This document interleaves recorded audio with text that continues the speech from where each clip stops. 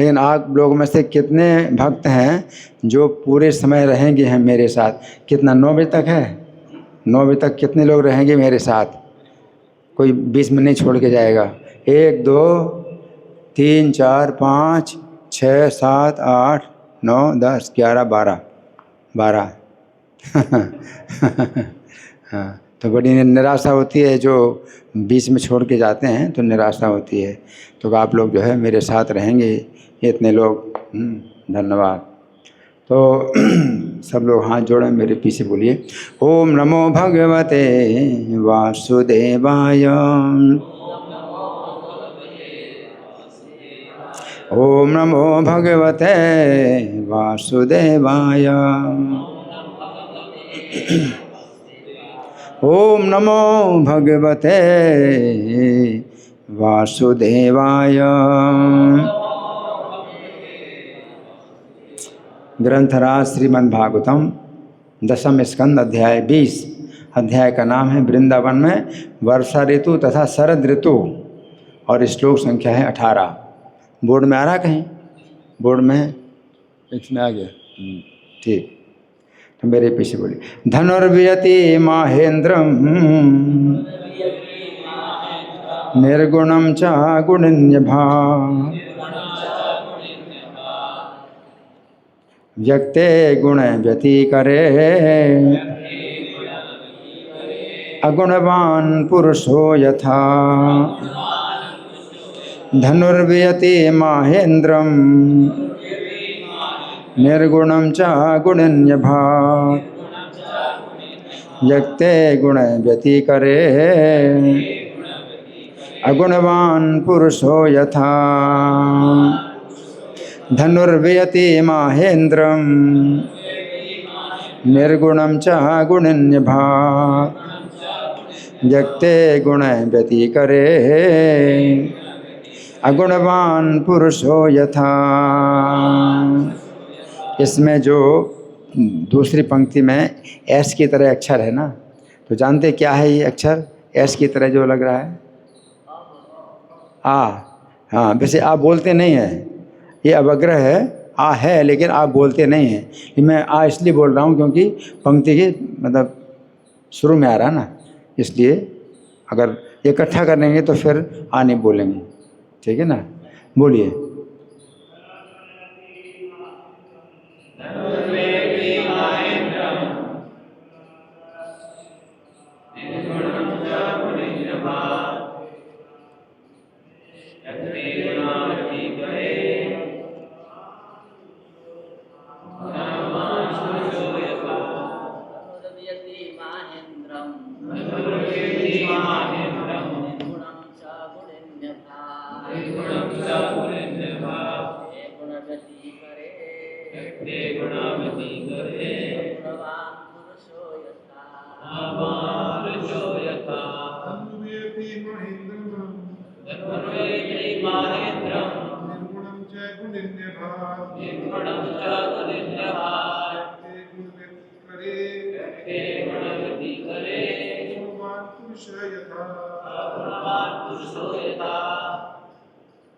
और कोई? माता जी बोलेंगी? बोलो माता जी।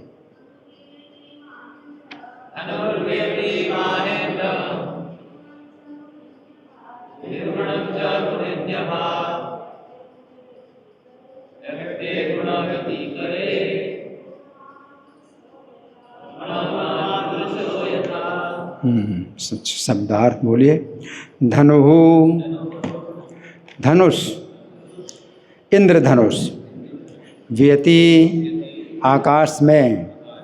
माहा, इंद्रम, इंद्र का। निर्गुणम, गुणहीन, प्रत्यंचा रहित।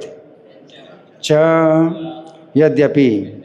गुणिनी, आकाश में जिसमें ध्वनि जैसा निश्चित गुण पाया जाता है। अभात, प्रकट हुआ। व्यक्ते, व्यक्त जगत के भीतर। गुण व्यति करे, भौतिक गुणों की पारस्परिक क्रियाओं वाले। अगुणवान, भौतिक गुणों से संबंध न रखने वाले। पुरुषः परम पुरुष यथा जिस तरह है। अनुवाद मेरे पीछे बोलिए। जब उस आकाश में इंद्रधनुष प्रकट हुआ जिसमें गर्जना करने का गुण था, तो वह सामान्य धनुषों से भिन्न था, क्योंकि वह प्रत्यंचा पर टिका हुआ नहीं था।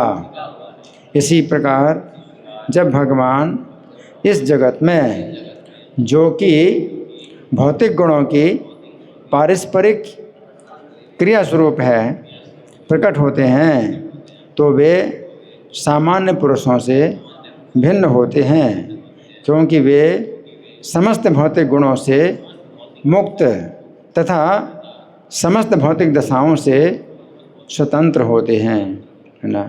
तो तात्पर्य पढ़ने से पहले थोड़ा श्लोक को समझेंगे, है ना।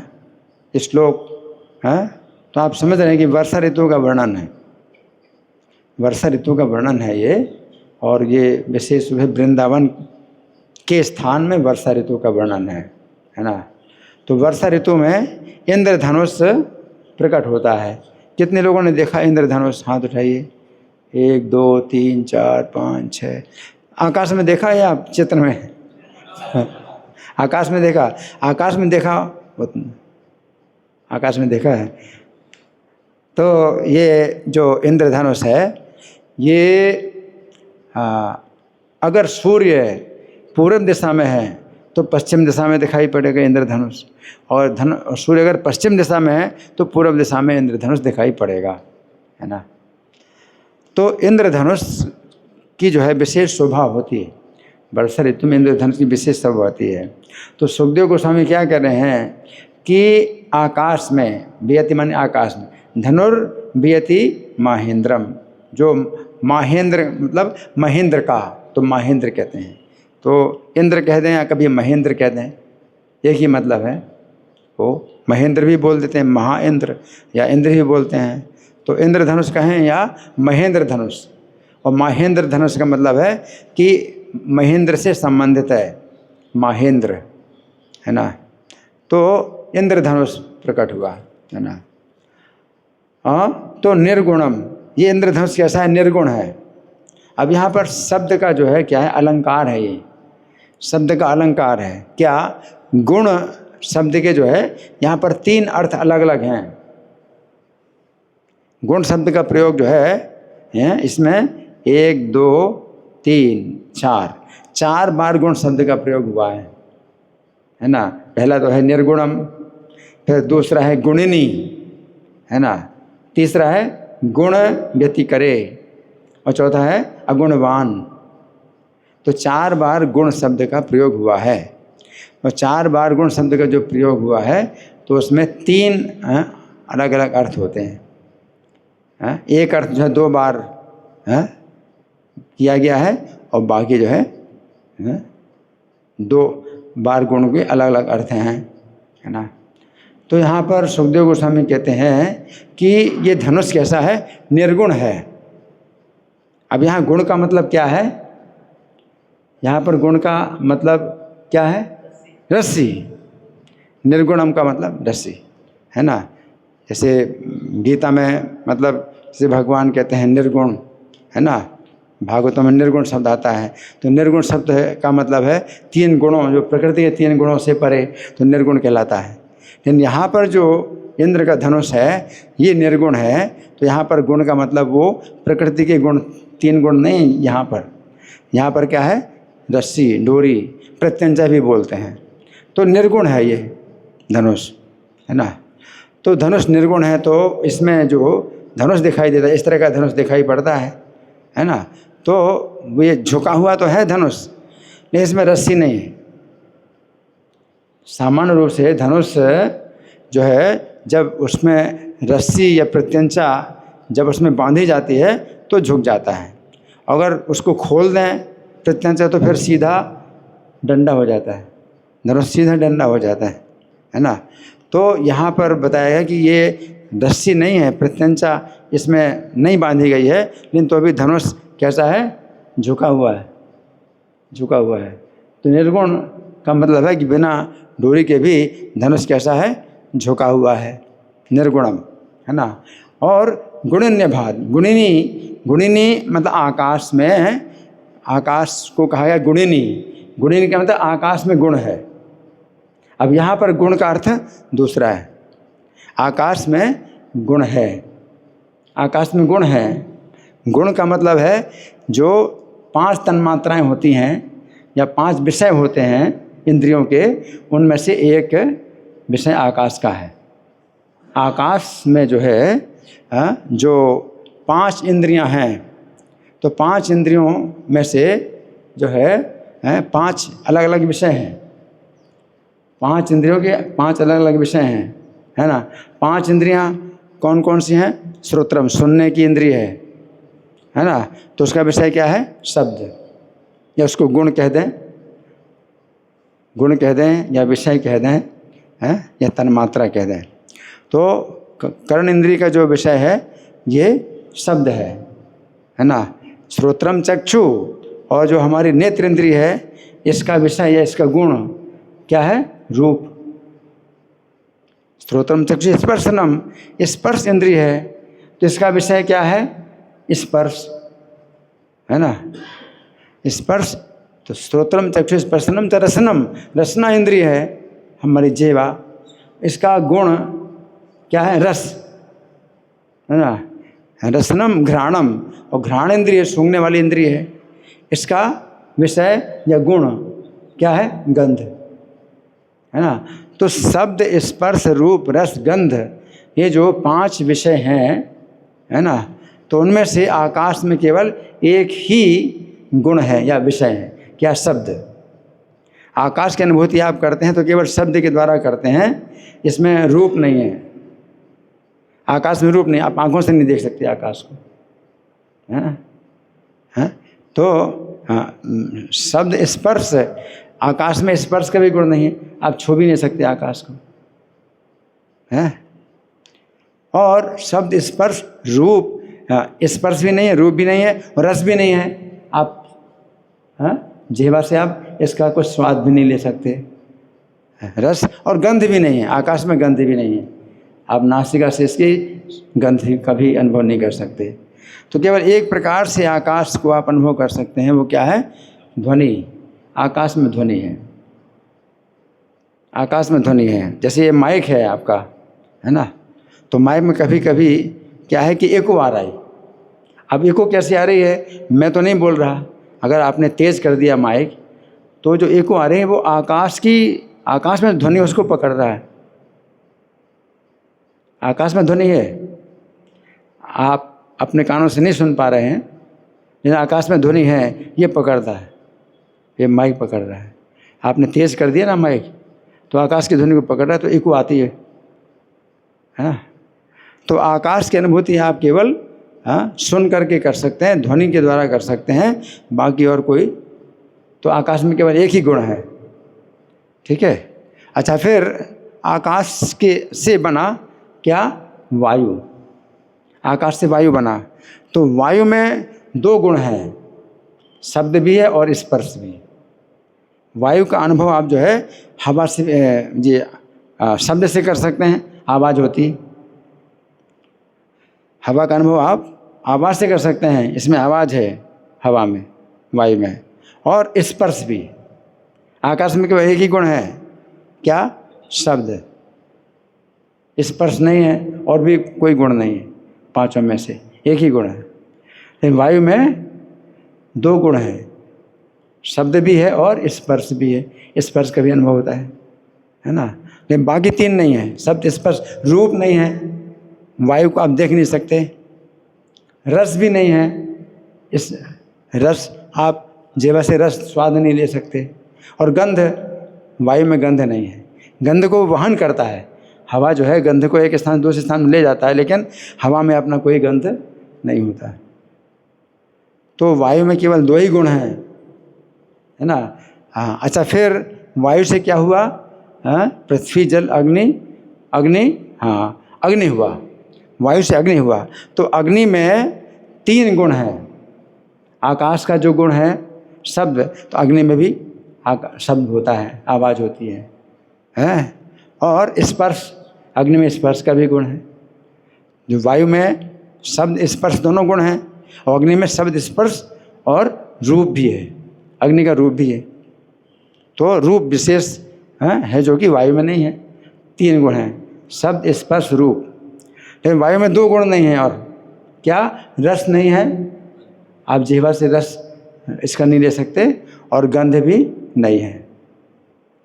किसमें? अग्नि में। मैं वायु गलत बोल दिया ना। अग्नि में कितने हैं? शब्द स्पर्श और रूप, 3 गुण है, और रस और गंध नहीं है ना? रस। अच्छा, फिर अग्नि से क्या हुआ? जल हुआ। अग्नि से जल हुआ, तो जल में 4 गुण हैं। आकाश का भी गुण है, जो शब्द है वो भी है गुण। शब्द स्पर्श भी है, पानी का स्पर्श भी कर सकते हैं आप। शब्द स्पर्श रूप भी है, पानी दिखाई भी पड़ता है? और रस भी है उसका, आप पानी पीते हैं तो रस मिलता है, प्यास बुझती है। तो पानी में 4 गुण हैं, शब्द स्पर्श रूप रस। गंध नहीं है, पानी में गंध नहीं है। अगर पानी में गंध आती है तो वो कोई आपने डाल दिया तो गंध आ जाती है। जैसे कोई चीज़ सड़ रही है तो पानी में वो सड़े चीज गंध आती है, तो वो पानी की गंध नहीं है, पानी में गंध नहीं है ना? और फिर जल से हुआ पृथ्वी, तो पृथ्वी में 5 गुण हैं।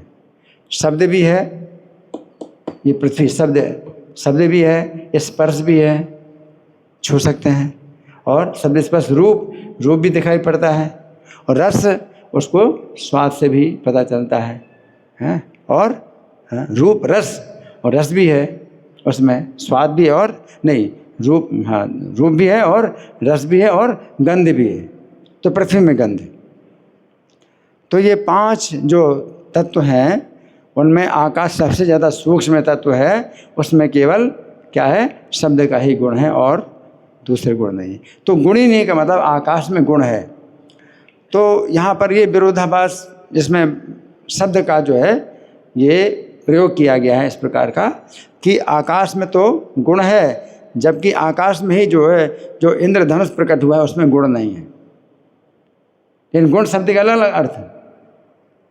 जब हम कहते हैं आकाश में कोई गुण नहीं है, तो नहीं, आकाश में गुण है, तो यहाँ गुण का मतलब क्या है? आवाज़ है, शब्द है। और जो धनुष है उसमें कोई गुण नहीं है, तो गुण का अर्थ क्या है? रस्सी। तो इसको क्या शब्द अलंकार बोलते हैं, इसको यमक अलंकार बोलते हैं। यमक अलंकार का मतलब क्या होता है कि एक ही शब्द का जो है हम 2 बार प्रयोग करें तो अलग अलग अर्थों में प्रयोग करें तो वो यमक अलंकार कहलाता है। जैसे एक दोहा है, कनक कनक ते 100 गुनी मादकता अधिकाय, वा खाए वो रात है या पाए वो राय। तो कनक शब्द के 2 बार प्रयोग किया है। कनक का मतलब पहला है धतूरा, और दूसरा कनक का मतलब है सोना। तो कहा गया कि धतूरा जो कनक है उससे 100 गुना नशा सोना वाला नमक है, जो सोना है उसमें 100 गुनी मादकता है, नशा है? तो वह खाई बोरात है, उसको तो खाने से ही आदमी पागल होता है, धतूरा। लेकिन या पाई बोरा है, और इसको तो पाकर के ही आदमी पागल हो जाता है। तो सोना, तो ये जो है कनक शब्द का प्रयोग, तो इसको यमक अलंकार कहते हैं, है ना? तो यहाँ यमक अलंकार है कि आकाश में जो है जो इंद्र धनुष है इसमें तो गुण नहीं है, यानी रस्सी, इसमें रस्सी नहीं है, और जबकि आकाश में को है गुण है, तो गुण का मतलब आवाज़। तो 2 अलग अलग अर्थ हैं गुणों का, है ना? फिर व्यक्ति गुण व्यक्ति करे अगुणवान पुरुष होता है। दूसरी पंक्ति में क्या है? गुण व्यक्ति करे का मतलब है भौतिक जगत। ये भौतिक जगत भी क्या है? गुणों का मिश्रण है। अब यहाँ पर गुण का मतलब तीसरा अर्थ है गुण का। कौन से? भौतिक प्रकृति 3 गुण है। देखो पहला जो गुण शब्द है उसमें है रस्सी, दूसरी बार गुण शब्द का प्रयोग हुआ उसमें क्या है? आवाज़। अब यहाँ भौतिक जगत है जैसे जो कि गुणों का मिश्रण है, तो यहाँ तीन प्रकृति तीन गुण हैं। गुण व्यक्ति करे अगुणवान पुरुष होता है। और फिर भगवान जो है प्रकट होते हैं जो कि गुणों से रहित हैं, तीन गुणों से बिल्कुल ऊपर हैं, अगुणवान। तो यहाँ दोनों बार जो गुण शब्द का प्रयोग हुआ है वो प्रकृति के तीन गुण हैं। तो यहाँ पर जो है ये शब्दों का प्रयोग है जो कि सुखदेव गोस्वामी कर रहे हैं, है ना। अब हम सुनेंगे प्रभुपाद तात्पर्य में क्या लिखते हैं। श्रील प्रभुपाद की जय। श्रील प्रभुपाद की टीका इस प्रकार है। कभी कभी बादलों की गर्जना के अतिरिक्त इंद्रधनुष निकलता है। तो बादलों की गर्जना यानी आकाश में गर्जना, आकाश में शब्द होता है, तो गर्जना के अतिरिक्त इंद्रधनुष निकलता है जो प्रत्यंचा रहित धनुष जैसा प्रतीत होता है ना। तो धनुष ऐसा है, झुका हुआ है धनुष, इसमें प्रत्यंचा नहीं है ना, लेकिन धनुष झुका हुआ है। हाँ, सामान्यतया धनुष चक्र स्थिति में क्या लिखा है? वक्र स्थिति में इसलिए बना रहता है क्योंकि इसके दोनों सिरे प्रत्यंचा यानी डोरी द्वारा बंधे रहते हैं, है ना। तो जैसे जो मिथिलापुरी में जो स्वयंवर, सीता का स्वयंवर हुआ, तो स्वयंवर में शर्त ये थी कि सीता जी का विवाह है उस व्यक्ति से किया जाएगा जो धनुष में प्रत्यंचा चढ़ा दे। तो शिव जी का जो धनुष रखा था वो धनुष जो है झुका हुआ नहीं था, वो क्या था? बिल्कुल सीधा एक डंडे के समान था। और प्रत्यंचा चढ़ाना बहुत मुश्किल है कि एक व्यक्ति अकेले जो है उसमें प्रत्यंचा चढ़ाए। तो उसमें क्या करना पड़ेगा कि धनुष के एक सिरे में तो डोरी बंधी है और दूसरा उसको जो है झुकाना पड़ेगा और फिर उसमें हुक लगाना है, डोरी का हुक लगाना है ना। तो एक व्यक्ति जो है धनुष को पकड़ करके खड़ा करेगा ज़मीन में और फिर इधर से ऊपर से झुका करके और उसका जो हुक है वो लगाएगा। तो इसमें ही जो है मतलब सीता जी का विवाह हो जाएगा। इतना करने से ही सीता जी का विवाह हो जाएगा, है ना। तो इतना ही कोई नहीं कर पा रहा है, वो धनुष उठा भी नहीं पा रहा। उठाना है मतलब पहले उठाया जाए तब कहीं प्रत्यंचा चढ़ाए, तो उठा ही नहीं पा रहे हैं। तो वो तो इतना मतलब भारी था और इतना मजबूत था कि वो उठा ही नहीं पा रहे। तो प्रत्यंचा कौन चढ़ाएगा? श्री राम जो है उसको उठाते भी हैं और उसमें प्रत्यंचा भी चढ़ा देते हैं।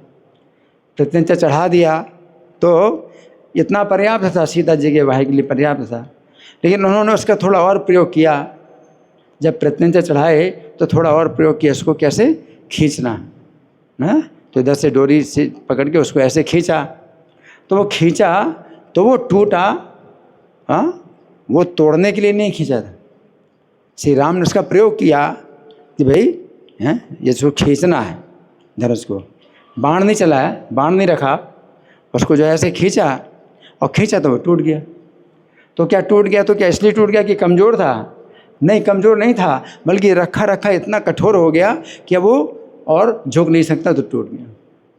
तो वो इतना कठोर हो गया रखा रखा कि फिर इतनी तेज़ आवाज़ हुई कि सब लोग गिर गए। ये थोड़ी कि भाई रखा रखा जो है कमज़ोर हो गया इसलिए टूट गया, है ना। वो रखा रखा इतना मजबूत हो गया, इतना कठोर हो गया कि झुक नहीं पा रहा। भगवान ने जब झुकाया उसको तो जो है टूट गया, है ना। तो इसमें शर्त ये नहीं थी कि कोई धनुष तोड़ेगा। सीता जी का ये विवाह उससे होगा जो शिव जी का धनुष तोड़ेगा। शिव जी का धनुष तो पूजा की वस्तु है, वो तो पूजा होती थी। लेकिन श्री राम ने जो है इसका जब प्रयोग किया तो ऐसे कान तक खींचा उसको, तो उनकी शक्ति का परिचय मिला। श्री राम की शक्ति असीमित शक्ति है ना। तो यहाँ पर प्रभुपाद ये लिख रहे हैं कि सामान्यतया धनुष वक्र स्थिति में इसीलिए बना रहता है क्योंकि इसके दोनों सिरे प्रत्यंचा यानी डोरी द्वारा बंधे रहते हैं। जब तक डोरी बंधी है तब तक वो झुका रहेगा, और डोरी खोल दोगे तो धनुष कैसा हो जाएगा? सीधा डंडा हो जाएगा, है ना। तो जब धनुष का प्रयोग नहीं करना होता है तो अक्सर जो है धनुष की डोरी खोल देते हैं। श्री राम जो है जब खड़े होते हैं तो धनुष जो है उनके यहाँ दिखाई पड़ता है धनुष, तो वो डोरी के साथ में क्योंकि धनुष में डोरी चढ़ी है तो तुरंत ही उसका प्रयोग किया जा सकता है। तो जब श्री राम खड़े हैं, चल रहे हैं, तो धनुष जो है उनके कंधे में रखा है बिल्कुल तैयार। लेकिन अगर विश्राम कर रहे हैं, अगर विश्राम कर रहे हैं तो फिर धनुष को जो है प्रत्यंता खोल देते हैं और धनुष फिर कैसा हो जाता है, सीधा डंडा हो जाता है। हाँ। तो धनुष का इस तरह का जो है प्रयोग होता है। तो यहाँ प्रभुपाद लिख रहे हैं कि जब तक धनुष में प्रत्यंचा होती, दोनों सिरे जो है डोरी से बंधे रहते हैं, तब तक वो झुका रहता है, वक्र स्थिति में रहता है ना। किंतु इंद्रधनुष में कोई ऐसी प्रत्यंचा नहीं होती, फिर भी वो आकाश में बहुत अच्छी तरह टिका रहता है। तो इंद्रधनुष वो तो खैर एक प्रकार का वो रिफ्लेक्शन है, प्रकाश का रिफ्लेक्शन है। तो इसमें तो मतलब कोई ऐसी चीज़ तो सॉलिड चीज़ तो है ही नहीं। आपको जो इंद्रधनुष दिखाई देता है आकाश में, वो कोई सॉलिड चीज़ नहीं है, वो तो प्रकाश का ही जो है परावर्तन है जो कि दिखाई दे रहा है ना। तो लेकिन देखने में लग रहा है कि भाई धनुष तो है, लेकिन इसमें डोरी नहीं बंधी तो भी क्या है, झुका हुआ है, टेढ़ा है। तो यहाँ प्रभुपाद लिख रहे हैं कि फिर भी आकाश में बहुत अच्छी तरह टिका रहता है। इसी प्रकार जब भगवान इस भौतिक जगत में अवतरित होते हैं तो वे सामान्य व्यक्ति की तरह प्रकट तो होते हैं, किंतु वे किसी भौतिक अवस्था पर टिके नहीं होते। तो यहाँ पर प्रभुपाद ये बता रहे हैं कि सामान्य व्यक्ति जितने भी हैं वो भौतिक प्रकृति के 3 गुणों के अनुसार ही जो है जन्म लेते हैं, और जितने कर्म करते हैं तो 3 गुणों के कारण ही करते हैं। वो 3 गुणों का बंधन है ना। तो जैसे धनुष जो है रस्सी से बंधा है तो वो जो है तब उस स्थिति में होता है जो क्रियाशील होता है। तो जितने भी जीव हैं क्रियाशील हैं, जितने भी जीव क्रियाशील हैं वो प्रकृति के 3 गुणों के द्वारा ही क्रियाशील हैं। गीता में भगवान कहते हैं नहीं कश्चित क्षणमपि जाओ तो तिष्ठत्य कर्मकृत, कि कोई व्यक्ति जो है बिना कर्म के नहीं रहता। कार्यते हंसा कर्म सर्वः प्रकृति जैर गुण है। जितने भी जीव हैं वो प्रकृति से उत्पन्न 3 गुणों के बस में कर्म कर रहे हैं, हर समय कर रहे हैं। एक क्षण भी कोई बिना कर्म के नहीं रहता। एक क्षण का मतलब 4 मिनट, 4 मिनट के लिए भी कोई व्यक्ति जो है बिना कर्म के नहीं रहता। ये 3 गुणों के जो है बंधन में उसको कर्म करना ही पड़ता, हर समय वो कर्म कर रहा है ना। लेकिन भगवान जो कर्म करते हैं वो 3 गुणों के बिना ही कर्म करते हैं, वो अलग चीज़। इस भौतिक संसार में जितने जीव हैं वो 3 गुणों के कारण ही कर्म करते हैं। 3 गुणों से मुक्त हो जाएंगे तो भगवान के धाम चले जाए। लेकिन भगवान जो है 3 गुणों के बिना ही जो है कर्म करते हैं। उनके कर्म क्या है, दिव्य, जन्म कर्म च दिव्यम, है ना। तो यहाँ पर ये बताया गया है कि पूरा संसार प्रकृति के गुणों के अनुसार ही कर्म कर रहा है, लेकिन उसमें अगुणवान पुरुष हो, जो भगवान है वो अगुणवान है। वो भौतिक प्रकृति के गुण बिल्कुल उनके अंदर नहीं है, और तो भी वो कार्य करते हैं, दिव्य कार्य करते हैं। तो यहाँ पर जो इंद्रधनुष जो प्रकट हुआ है आकाश में, तो इसमें बताया गया कि क्या विरोधाभास है कि आकाश में गुण है, जबकि आकाश में प्रकट हुआ जो इंद्रधनुष है वो उसमें गुण नहीं है। तो ये आश्चर्य बताया है। तो इसमें क्या है, शब्द का चमत्कार, कि आकाश में गुण है तो इसका मतलब है क्या कि वो आवाज़, आकाश में आवाज़ है, बादलों की गर्जना है। लेकिन ये जो धनुष है इसमें गुण नहीं है, तो गुण का मतलब रस्सी नहीं है ना। फिर यहाँ पर बताया है कि भौतिक जगत में जो है सभी 3 गुणों में बंधे हैं और तभी कार्य करते हैं। जैसे धनुष है जब डोरी से बंधा रहता है तभी वो काम करता है ना। तो लेकिन भगवान जो है, भगवान के अंदर 3 गुणों में से एक भी गुण नहीं है और भगवान फिर भी काम करते हैं, है ना। तो भौतिक प्रकृति में जो है ये भगवान का जो आगमन है, भगवान का आविर्भाव है, ये बड़ा आश्चर्य है। तो ये आश्चर्य की बात बता रहे। आकाश में इंद्रधनुष निकला। अब देखिए ये पुस्तक देख रहे हैं क्या है, इसमें इसका नाम दिखाई दे रहा है, क्या है भागवत का प्रकाश। कितने लोग जानते हैं इस पुस्तक को? 1 2 3 4 5 जानते हैं। तो इस पुस्तक में क्या है आप जानते हैं क्या है? हाँ, इसी अध्याय को प्रभुपाद ने इसी अध्याय को जो है समझाया है। तो ये अध्याय जो चल रहा है, तो ये पुस्तक ने किसी ने इसको पढ़ के सुनाया कि नहीं सुनाया? इस श्लोक की व्याख्या में नहीं पढ़ा है, लेकिन जैसे श्लोक की व्याख्या हो रही है तो इसमें भी श्लोक की व्याख्या है। वो नहीं कर रहे हैं ना। तो जब मैं तो ईस्टर्न कैलाश मंदिर में ही रहता हूँ, तो जिस समय श्रीमद् भागवत का ये 20वां अध्याय आने वाला था तो पहले से मैंने निकाल के रख ली थी ये किताब, क्योंकि मेरी जो है भागवतम क्लास में पूरी की पूरी जो है क्या होती है, मतलब सक्रियता रहती है, पूरी क्रियाशीलता रहती है कि श्लोक भी लिखना है, भागवतम का श्लोक बोर्ड में लिखना, हिंदी में लिखना, अंग्रेजी में लिखना, है ना। और जितना कोई त्यौहार भी अगर होता है तो त्यौहार भी पूरा हिंदी में लिखना, इंग्लिश में लिखना। तो पूरा जो है मेरा परिश्रम इसमें होता था श्लोक, और नोट भी करता था मैं, रिकॉर्ड भी बनाता था कि किसने क्लास दिया, कौन सी तारीख में और कौन से श्लोक पर क्लास दिया, वो भी सब तारीख। तो जब 15वां अध्याय चल रहा था तो उसमें ही हमने जो है ये किताब रख ली थी उसी जगह जहाँ पर ये भागवतम का 10वां स्कंद चल रहा था। तो भागवतम का 10वां स्कंद चल रहा था, है ना। तो जब 10वां स्कंद चल रहा था तो फिर 15वें अध्याय तक पहुँचे। ये तो कितना अध्याय, 20वां अध्याय। तो 20वें अध्याय के लिए ये पुस्तक मैंने चाहा था कि भाई कभी अगर होगा क्लास तो ये किताब भी मैं दूंगा उनको कि भाई इसे भी पढ़ो, इस श्लोक की व्याख्या जो प्रभुपाद ने इसमें की है, इसमें भी की है, इससे पढ़ो। तो मैंने ये किताब रखी थी, लेकिन वो फिर मेरी इच्छा के अनुसार काम हुआ नहीं, क्योंकि 15वां अध्याय जब चल रहा था श्रीमद् भागवत का, है ना, तो 15वें अध्याय का जब 26वां श्लोक आया, 15वें अध्याय 26वां श्लोक आया, तो गोपाल कृष्ण महाराज ने जो है प्रवचन दिया। तो ये तारीख थी 24 अगस्त 2001। फिर 25 अगस्त 2001 को जो है 27वां श्लोक आया 15वें अध्याय का, तो गोपाल कृष्ण महाराज ने वो भी क्लास दिया। अच्छा, फिर इसके बाद जो है चंदन यात्रा का दिन आया, तो 26 अप्रैल को चंदन यात्रा के बारे में तो मैंने बोला। इसके बाद फिर 27 अप्रैल को शुक्रवार पड़ गया तो प्रभुपाद का लेक्चर हो गया। तो प्रभुपाद का लेक्चर तो अपने अलग श्लोक पर हुआ। इसके बाद फिर जो है ये था शनिवार का दिन 28 अप्रैल, तो महाराज ने फिर पूरा चेंज कर दिया। क्या, भागवतम के पहले स्कंद से शुरू करा दी। तो 20वां अध्याय आ ही नहीं पाया, 20वां अध्याय आ ही नहीं पाया, और जो मैंने किताब रखी हुई थी उसका कोई प्रयोग हुआ ही नहीं, है ना। तो महाराज का ये कहना था कि प्रभुपाद के तात्पर्य नहीं है, प्रभुपाद के तात्पर्य नहीं है, तो प्रभुपाद के तात्पर्य ज़्यादा उपयोगी होते हैं। तो पहले स्कंद से फिर जो है उन्होंने चला दिया। तो 28 अप्रैल 2001 को शनिवार था, और भागवतम के पहले स्कंद का पहला अध्याय, पहला श्लोक महानिधि स्वामी ने किया, फिर आगे चलता रहा।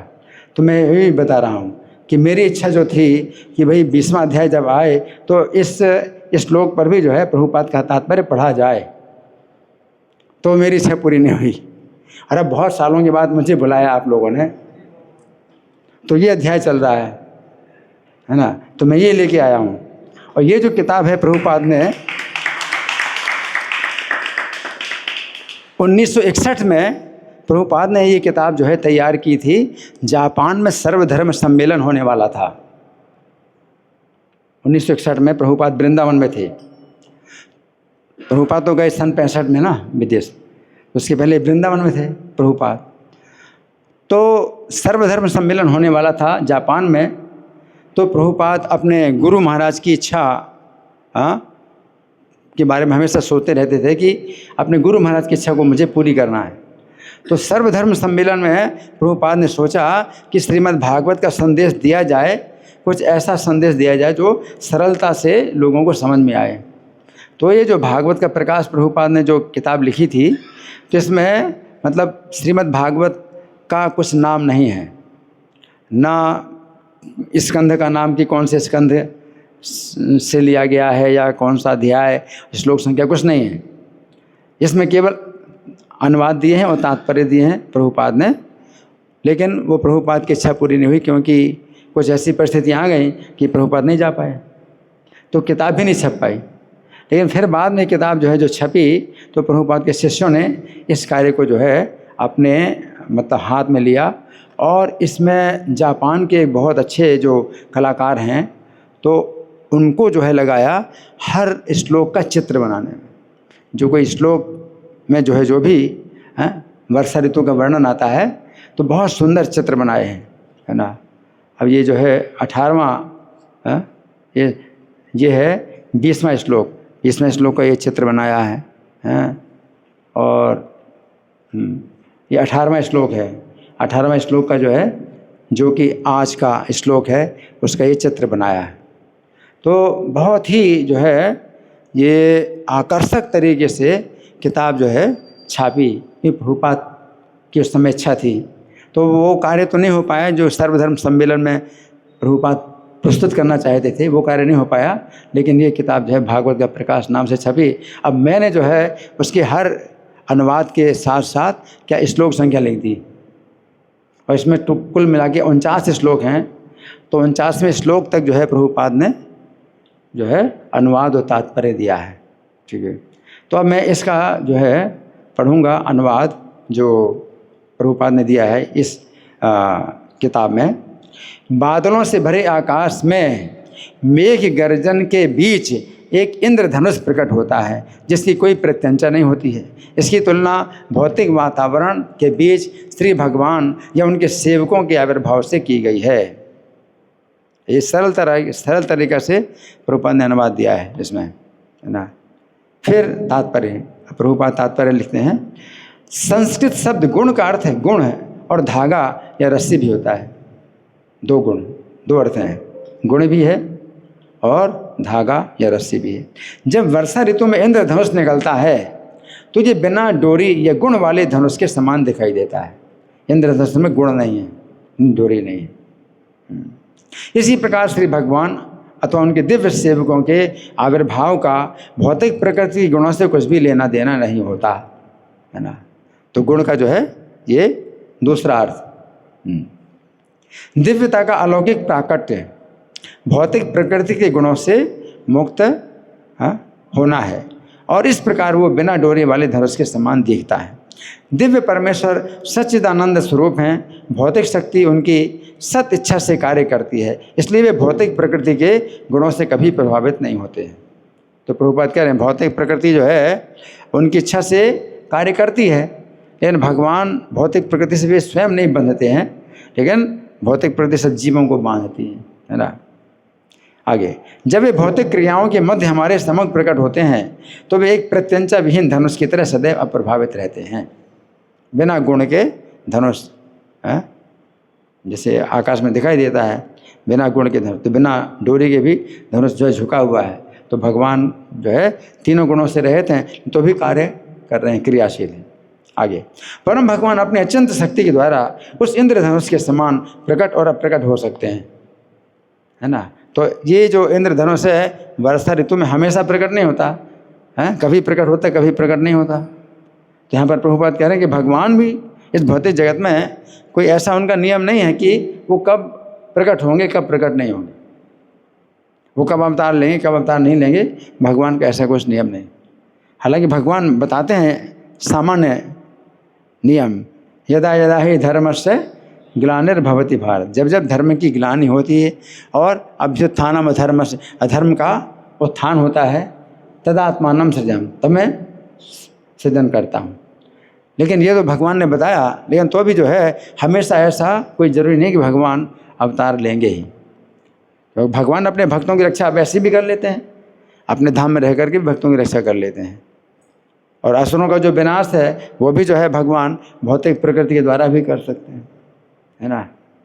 तो यहाँ भगवान कोई बंधे नहीं हैं कि वे अवतार लेंगे ही और किस समय अवतार लेंगे, उनका जो है पूर्ण स्वतंत्र कार्य है। आगे, भगवान परम भगवान अपने अत्यंत शक्ति के द्वारा उस इंद्रधनुष के समान प्रकट और अप्रकट हो सकते हैं जो मेघ गर्जन या बादलों से भरे आकाश से प्रभावित हुए बिना प्रकट और अप्रकट होता रहता है। मेघों की गर्जना से जो है उसका कोई संबंध नहीं, इंद्रधनुष अपने हिसाब से प्रकट होता है अप्रकट होता है। आगे, भगवान शाश्वत रूप से महानों में महानतम तथा सूक्ष्मों में सूक्ष्मतम है। भगवान क्या है? महानों में महानतम है उसको कहते हैं ग्रेटर देन द ग्रेटेस्ट, है ना। और फिर सूक्ष्म में सूक्ष्मतम है, स्मॉलर देन द स्मॉलेस्ट, भगवान दोनों हैं। और जो जीव आत्माएँ हैं उनके अंश हैं सूक्ष्म में सबसे सूक्ष्म। लेकिन जो जीव है वो छोटों में छोटा तो हो सकता है, लेकिन भगवान की तरह बड़ा नहीं हो सकता। भगवान में दोनों गुण हैं। भगवान छोटे से छोटे भी हैं और बड़े से बड़े भी हैं। और जो जीव है वो छोटे से छोटा है लेकिन बड़ा नहीं हो सकता, है ना। जिसमें कहा जाता है कि कोई जीव अगर अपने को भगवान कहे, अगर भगवान कहे अपने को, तो उसको जो है वो अपने को बड़े से बड़ा तो बोल रहा है, छोटे से छोटा भी तो बनना चाहिए उसको। कोई जीव जो है अगर अपने को भगवान कहता है तो उसको फिर भगवान की पूरी नकल करनी चाहिए। तो भगवान बड़े से बड़े भी हैं, छोटे से छोटे भी हैं, तो छोटे से छोटा बनने के लिए तैयार नहीं, वो बड़ा बनना चाहता है कि मैं भगवान हूँ, मैं बड़ा बन गया हूँ, है ना। भगवान जो है बड़े से बड़े भी हैं और छोटे से छोटे भी हैं, है ना। तो बनो, तो नहीं बन सकता जी। छोटे से छोटा तो है ही है ना, अपने को बड़े से बड़ा समझ रहा है ना। तो फिर यहाँ प्रभुपाद लिख रहे हैं, जीव आत्माएं जो कि उनके अंश हैं सूक्ष्मों में सबसे सूक्ष्म है और पूर्ण पुरुषोत्तम भगवान परम सत्य के रूपों में श्रेष्ठों में श्रेष्ठतम है। भगवान जो है परम सत्य के रूप में सबसे श्रेष्ठ हैं, इन्हें उनसे बढ़कर के और सत्य कोई दूसरा नहीं है। तो यहाँ प्रभुपाद का तात्पर्य समाप्त हुआ। तो कुछ हमने चर्चा की आप लोगों के साथ में इस श्लोक के विषय में। और हमारे पास कुछ समय है तो आप लोगों की ओर से कोई प्रश्न है, कोई चर्चा? जी।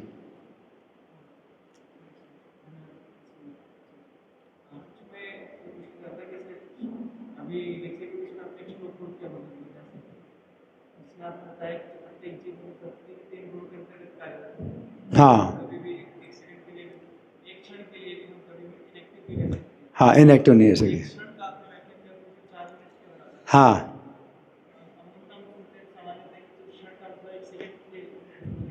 हाँ, ऐसा भी कहा जाता है, लेकिन सामान्यतया क्षण शब्द का जो प्रयोग होता है वो 4 मिनट के लिए होता है ना। क्षण अलग है और निमेष काल अलग है। निमेष काल होता है जो आप पलक बंद करते हैं और खोल देते हैं, वो निमेष काल के, वो 1 सेकंड का 72वां हिस्सा होता है, ठीक है ना। निमेष काल 1 सेकंड का 72वां हिस्सा होता है। जो क्षण होता है वो 4 मिनट का होता है, ठीक है। और कोई? हाँ जी। जैसे लोग 3 गुणों के बारे में पढ़ते हैं, भगवान गीता में कहते हैं जो भक्ति करता है वो 3 गुणों से बाहर आ जाता है। हाँ, इनका अच्छा प्रश्न है कि जो भक्ति करता है 3 गुणों से बाहर आ जाता है। लेकिन भक्ति, प्रभुपाद भगवान ने भक्ति शब्द का प्रयोग केवल नहीं किया कि केवल भक्ति। भगवान ने कहा माम चो व्यभिचारेण भक्ति योगेन सेविते। अब व्यभिचारणी भक्ति योग, जो भक्ति योग होना चाहिए कैसा? अब व्यभिचारी भक्ति योग होना चाहिए, यानी व्यभिचार नहीं होना चाहिए। तो व्यभिचार का मतलब क्या होता है? जैसे कि स्त्री है ना, तो व्यभिचार करती है, तो अपने पति की सेवा दूसरे पुरुषों के पास जाती है, तो व्यभिचार कहलाता है। उसी प्रकार से भक्ति तो होती केवल कृष्ण के लिए, लेकिन भक्ति में व्यभिचार का मतलब होता है दूसरे देवताओं की भी पूजा कर रहे हैं, इनको भी मानो उनको भी मानो। तो लोग जो है इसमें क्या है, हम तो सबको मानते हैं, जितने भी मंदिर देखेंगे, इस्कॉन के अलावा जितने मंदिर देखोगे तो उसमें सबको जो है वो करते हैं, सबकी पूजा करते हैं बराबर, हम तो सबको मानते हैं, है ना। और जबकि कृष्ण निंदा करते हैं कि मुझको छोड़कर अन्य देवताओं की जो पूजा करते हैं, शरण लेते हैं, काम में तेहत ज्ञाना, उनका ज्ञान कामनाओं से हरण हो चुका है, इसलिए अन्य देवताओं की शरण लेते हैं।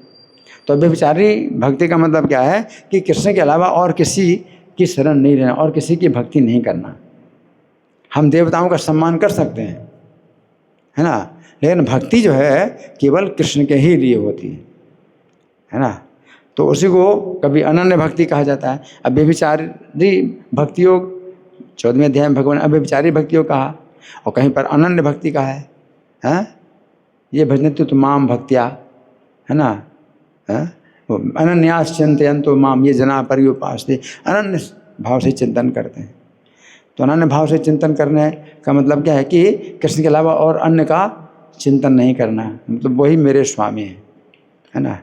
तो फिर प्रभुपाद ने इसके लिए एक जो है सिद्धांत दिया कि आप कृष्ण का जो है आप भजन करते हो और कोई अगर मान लो दिक्कत हो और आपको जो है वो रक्षा अगर नहीं हो रही है तो भी आप कृष्ण का ही भजन करोगे।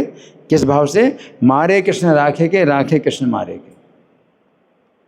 तो हम जो है मतलब ये आशा नहीं करते कि भगवान हमेशा रक्षा करेंगे मेरी। अगर वो मारेंगे तो कौन रक्षा कर सकता है, और अगर रक्षा करेंगे तो कौन मार सकता है। तो भावना ऐसी होनी चाहिए। तो फिर अनन्य भाव, जब प्रहलाद महाराज जो कृष्ण का भजन कर रहे थे, अब कृष्ण की रक्षा कर रहे थे, लेकिन प्रहलाद महाराज ऐसा नहीं दावा कर सकते कि नहीं भगवान मेरी रक्षा करेंगे, आ जाओ, चाहे जैसा कर लो मेरे साथ, चाहे मुझे आग में जला दो, चाहे मुझे पानी में गिरा दो, भगवान रक्षा करेंगे।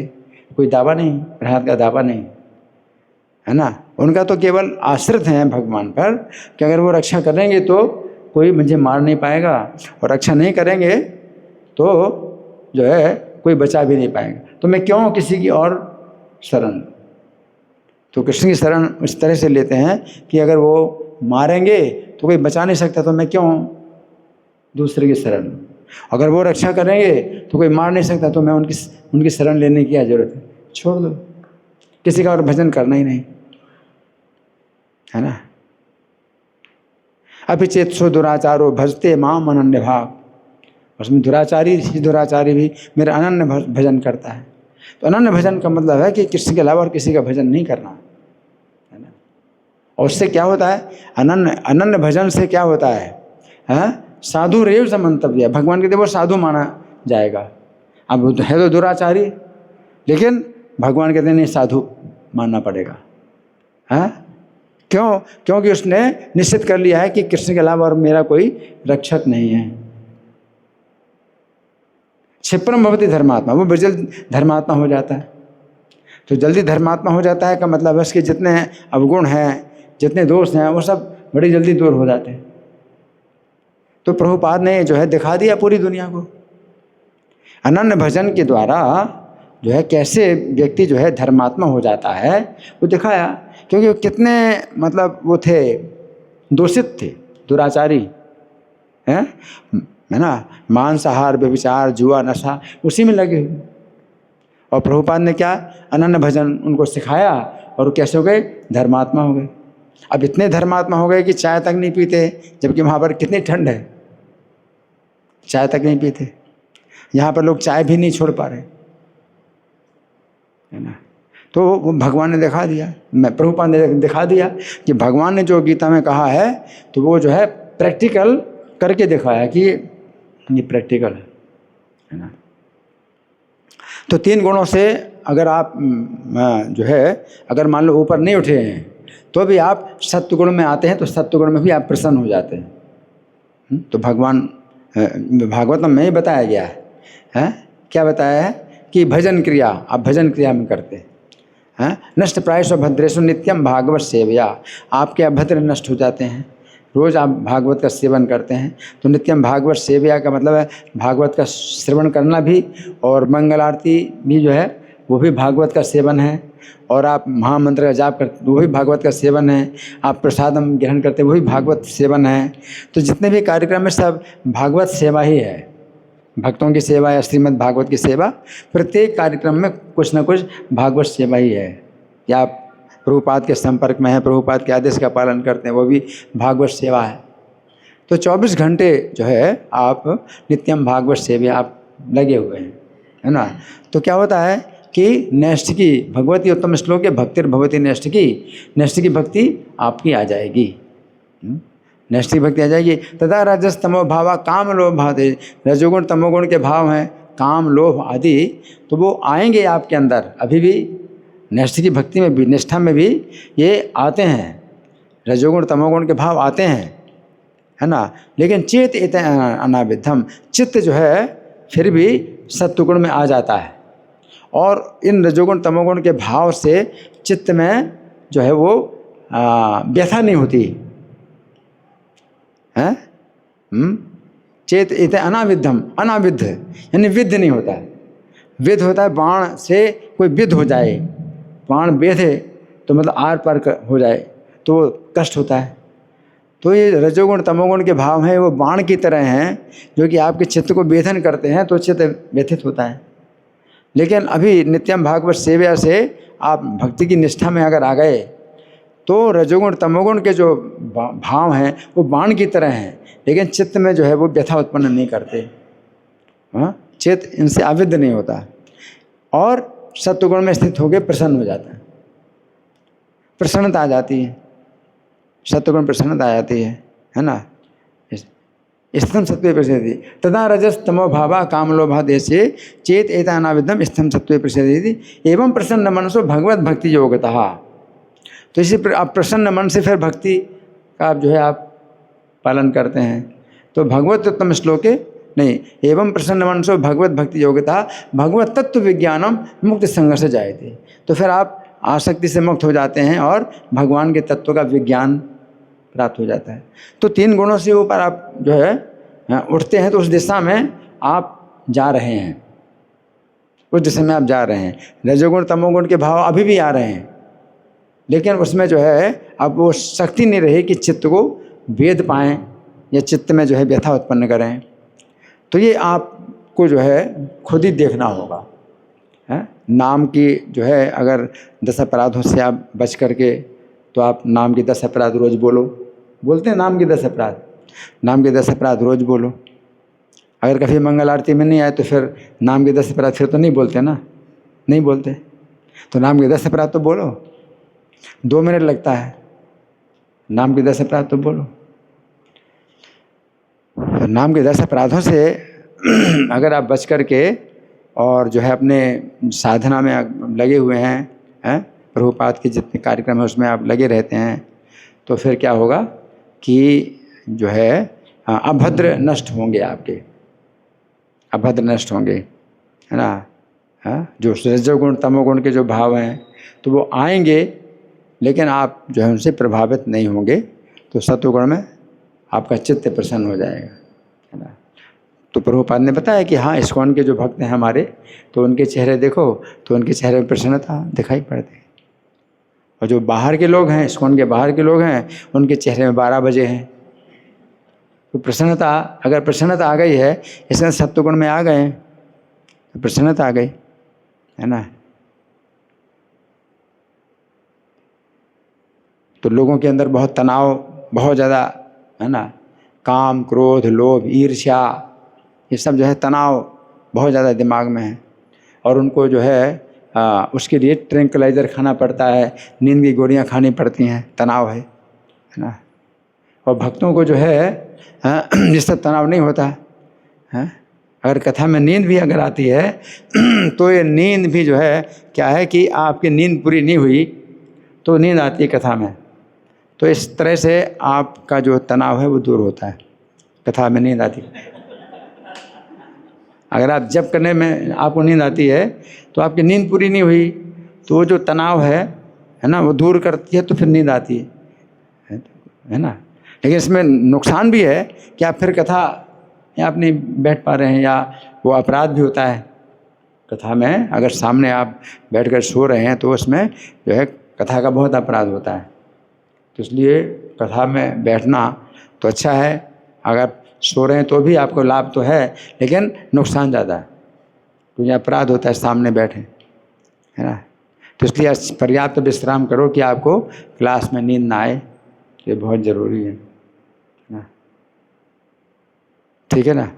तो ये मतलब है कि प्रसन्नता अगर चेहरे में आई तो इसका मतलब कि सत्वगुण है कि भक्त लोग जो है चेहरे उनके प्रसन्न रहते हैं, ठीक है ना। और तीनों गुणों से ऊपर उठना तो खैर आगे की बात है, लेकिन कम से कम आप सत्वगुण में आ गए तो ये बहुत बड़ी बात है। और भाव के धरातल से भी जो है नीचे कोई गिर सकता है, तो प्रेम के धरातल पर आना सुरक्षित है, भाव के धरातल पर भी गिर सकते हैं। लेकिन हम 10 अपराध रोज़ बोलें, है ना, तो नाम के 10 अपराधों से बचेंगे तो फिर जो है आपकी रक्षा होगी, आप गिर नहीं पाएंगे, ठीक है ना। तो नाम के 10 अपराध रोज़ बोलिए और नाम प्रभु से प्रार्थना करिए कि मुझे अपने अपराधों से बचाइए। अगर हम और कुछ ना कहें कि भाई नाम में हमारी रुचि है होए, आप ये प्रार्थना कर सकते हैं नाम में हमारी रुचि होए, है ना। तो ये भी प्रार्थना अगर आप ना करें तो ये प्रार्थना करें कि मेरे से नाम अपराध ना हो, या अपराध होता है तो नाम प्रभु मुझे वो अपराध ना लें, हमारे अपराध ना लें।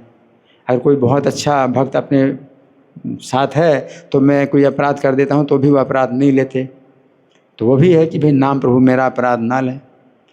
तो वो भी जो है नाम प्रभु से आप प्रार्थना करेंगे कि मुझे अपराधों से बचा लो, या अपराध अगर हुआ तो मेरे अपराधों को क्षमा भी कर दो, तो ये भी नाम प्रभु से हम प्रार्थना कर सकते हैं। तो नाम प्रभु के साथ में अपने अच्छे संबंध बनाइए। तो नाम के 10 अपराध जब बोलते हैं तो हमारे अंदर वो चिंता पैदा होनी चाहिए कि मैं जो है अगर नाम के अपराधों से बचूंगा तब मुझे नाम का लाभ होगा, है ना। और अगर अपराध हो रहा है तो नाम का लाभ होगा, आप छोड़ नहीं सकते कि भैया अपराध हो रहा है तो हम नाम ना करें, क्योंकि नाम के सिवा कोई गति नहीं है। हरे नाम हरे नाम हरे नाम है केवलम।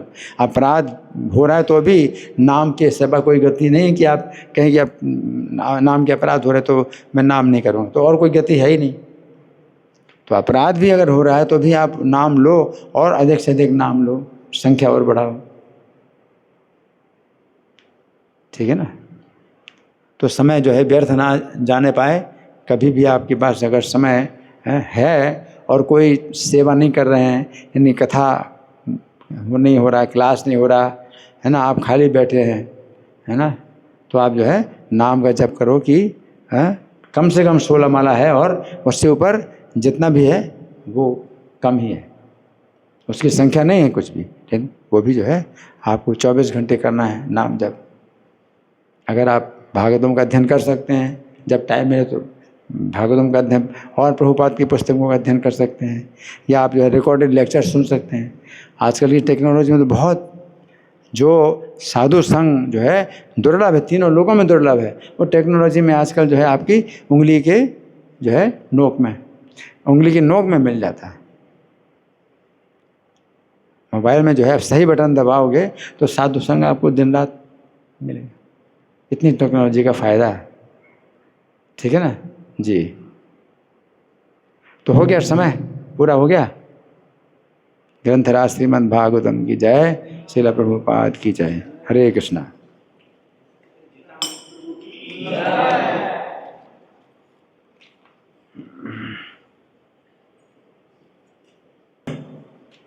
दे दो उनको रखें।